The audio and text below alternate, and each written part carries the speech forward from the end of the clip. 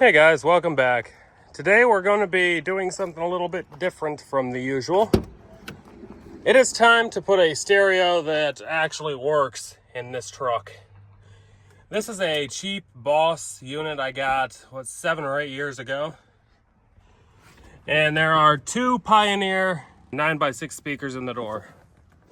That is it for the truck. You can't hear if it isn't turned up to 30 plus. And now that we got a dump bed on here, it is a lot louder.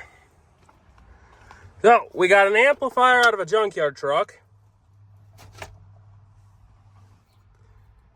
It does work.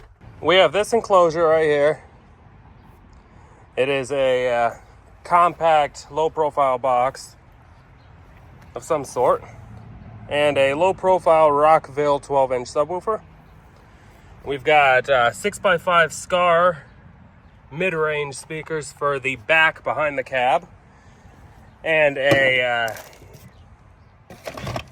Eon, however you say that, 10x5 Gen 3 head unit with wireless CarPlay.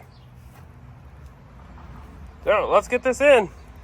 I got some wire to run. Progress report. Amplifier is under the seat. Wired up.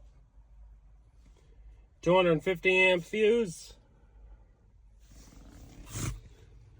Wires ran. Out back into the engine bay. Things are coming along up here with the new head unit.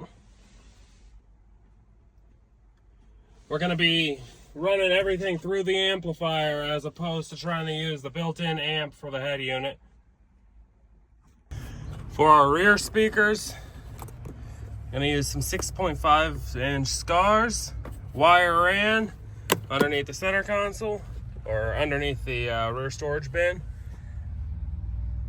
and into the amp. Like so, installed, nice and snug. Ain't coming out of there. This truck originally had 5.5 inch speakers back here, but 6.5s can fit. Well guys, we got everything reinstalled. I didn't even put my cup holder back in because it was useless from the beginning. Caused more messes than it was worth. Head unit working flawlessly. Apple CarPlay works great. Subwoofer's tucked up back behind the seat. Well worth the money. Amplifier down here. Working good. I'll put a longer review video of this up once we get a little bit more use in it, but I think it should be good. It's a Linux-based unit, so it's not going to randomly update and brick itself like the last Android one I bought. Pretty cheap for how well built it seems. CarPlay works as it should. Well, thanks for watching, everybody. I know I didn't go into detail about doing the wiring, but pretty much all stereo installations are the same, especially when you're bypassing all the factory wiring, with the exception of the ones running from the head unit to the doors, which I just reran. These cheaper head units don't really have to work all that hard when they're not outputting direct to the speakers and have to take care of pushing the power. The amp takes over for that and does the job real nice. Thanks for watching, everybody. Take care.